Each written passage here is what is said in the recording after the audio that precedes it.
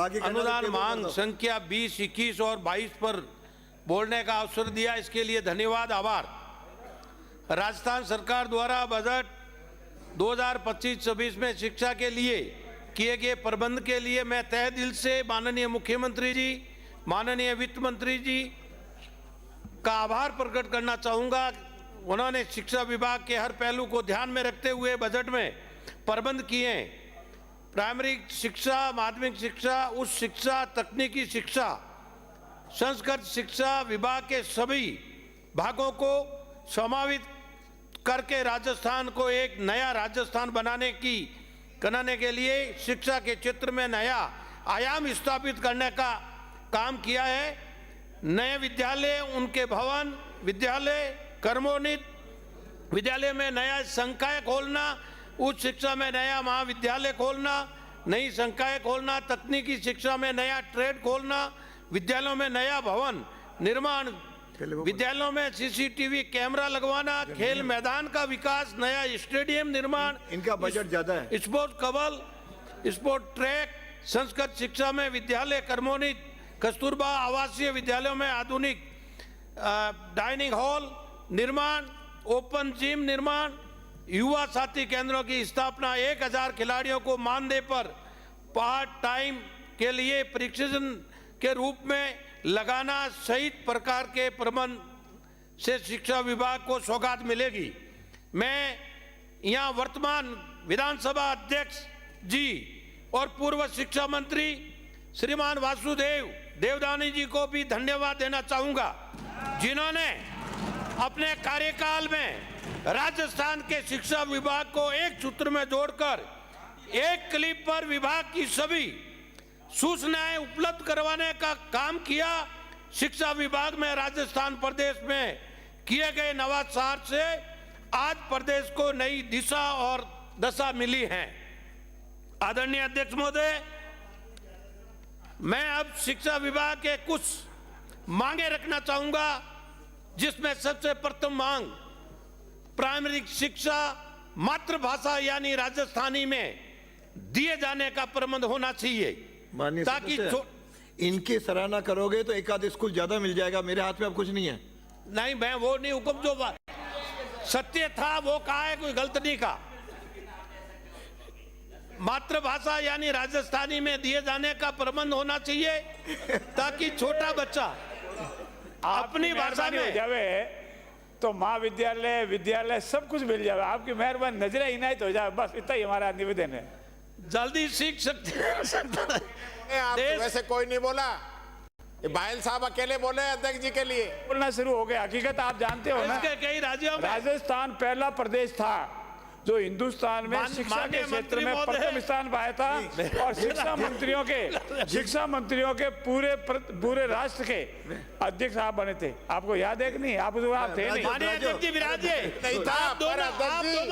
अब बायल साहब बोल गए तो संसदीय मंत्री बोल रहे हैं, सुबह से नहीं बोले आप एक शब्द भी। मुझे ध्यान है माननीय सदस्य, मुझे ध्यान है जिस दिन ये बोलना शुरू करेंगे उस दिन तो निहाल हो जाएंगे। प्रबंध होना चाहिए ताकि छोटा बच्चा अपनी भाषा में जल्दी सीख सकता है।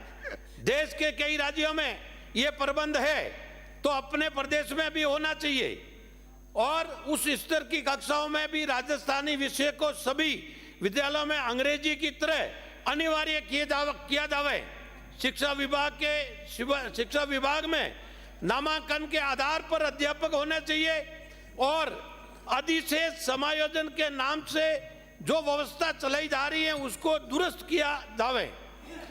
प्राइमरी शिक्षा में अध्यापकों की कमी है, विशेषकर बाड़मेर, जैसलमेर, बालोतरा जो रेगिस्तान है, वहां जो पूर्व सरकार द्वारा सबको वहां जितने भी अध्यापक लगे हुए थे 50% से ज्यादा वहां अध्यापकों की कमी है।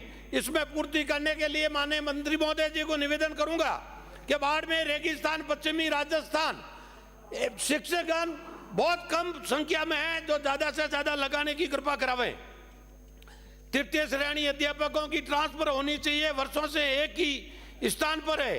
प्रबोधक का प्रमोशन और उनके नाम परिवर्तन करके अध्यापक करने के साथ इनको भी योग्यता के आधार पर माध्यमिक शिक्षा में समायोजन किया जाए तो विषय अध्यापकों की काफी पद भर सकते हैं। मेरे क्षेत्र में अंग्रेजी, गणित, विज्ञान के वरिष्ठ अध्यापकों के 50% से अधिक पद रिक्त है और लेक्चर भी कई विद्यालयों में नहीं है।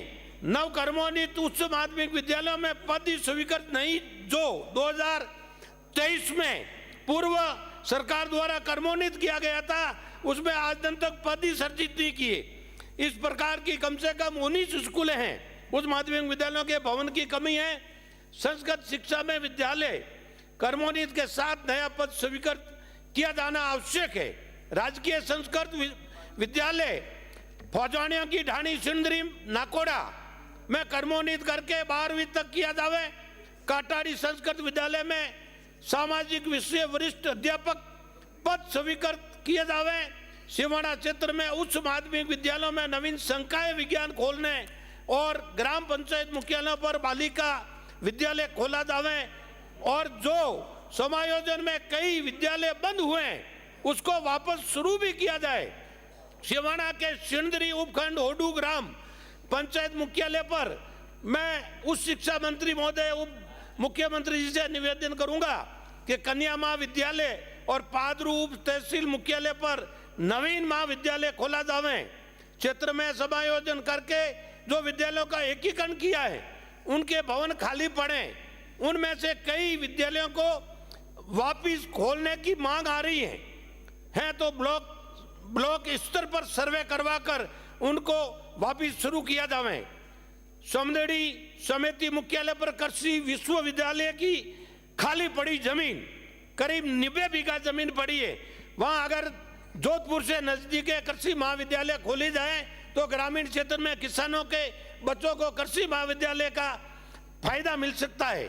समदेड़ी में कन्या महाविद्यालय के भवन निर्माण के लिए पुरानी विद्यालय भवन में ही निर्माण की मांग जो शहर के बीचों बीच है। सिंदरी महाविद्यालय में फर्नीचर का बजट सभी महाविद्यालय एकल व्यवस्था के साथ मात्र एक ही कार्मिक के भरोसे चल रहे हैं।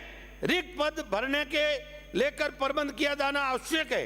मेरे क्षेत्र के 6 महाविद्यालय में जिसमें रिक्त पद अधिक हैं, बड़े बड़े सिटी में एक ही विषय के एक से अधिक कार्मिक व्याख्याता नियुक्त हैं, जिनको ग्रामीण क्षेत्र में भेजकर ग्रामीण बालकों को भी राहत प्रदान की जावे। सभी महाविद्यालयों में पेयजल, सड़क, 4 दीवारी और शौचालय निर्माण के साथ मूलभूत आवश्यकता वाले सभी मांगों की पूर्ति की जावे। सिवाना के महाविद्यालयों में नामकरण उस क्षेत्र महापुरुषों, शिक्षाविद, शासक, पर्ची देवी देवताओं आदि के नाम से किया जाने की मांग। क्षेत्र के स्वीकृत 5 महाविद्यालयों के नामकरण को लेकर मेरी मांग की जा चुकी है, उसको जल्द किया जावे। मैं सदन के माध्यम से निवेदन करना चाहूंगा, खाली पद भरने के साथ साथ पद वहीन विद्यालयों में पद स्वीकृत भी किया जावे। मेरा अध्यक्ष महोदय एक निवेदन होगा कि प्रत्येक सरकारी कर्मचारी व अधिकारी और जनप्रतिनिधि अपने बालकों को सरकारी विद्यालय में ही पढ़े, ऐसी नीति बनाई जानी चाहिए ताकि शिक्षा की गुणवत्ता बढ़े। निजी स्कूलों में मोटी फीस ली जाती है, इसके लिए भी एक नीति बनानी चाहिए ताकि ध्यान रहे। माननीय अध्यक्ष जी, शिक्षा के लिए गांव और ढाणी तक 1-2 मिनट, गांव और ढाणी तक स्कूल का शिक्षा का उदय हुआ है तो भारतीय जनता पार्टी के शासन में पूर्व सब मुख्यमंत्री भैरू सिंह जी शेखावत, पूर्व मुख्यमंत्री आदरणीय वसुंधरा जी राजे, गांव, गरीब और किसान तक, पूर्व, पश्चिम, उत्तर, दक्षिण तक बिना भेदभाव एक साथ में 5-5 हजार स्कूलों कर्मोन्नत करके राजस्थान को जो तोहफा दिया था। पूर्व अभी जो कह रहे थे बुढ़ानिया जी और अपने रोहित जी, आप कह रहे हो कि आज खाली है, 1 साल में सारे पद खाली हो गए, शौचालय नहीं है। ये आपकी 5 साल की नीति और ये अंग्रेजी माध्यम खोलकर आपने इस राजस्थान को नए जिले से लगाकर गर्त में डालने का काम किया था, इसलिए आप उधर भी बैठे हो। भारतीय जनता पार्टी के शासन में शिक्षा के साथ में हर विभाग को आप बिना भेदभाव, आपको ध्यान होगा आज भी हर विधानसभा में कार्य दिया है, शिक्षा से लगाकर हर चीज को। माननीय और मैं तो सदस्य, जानता हूं वाइंड अप करो।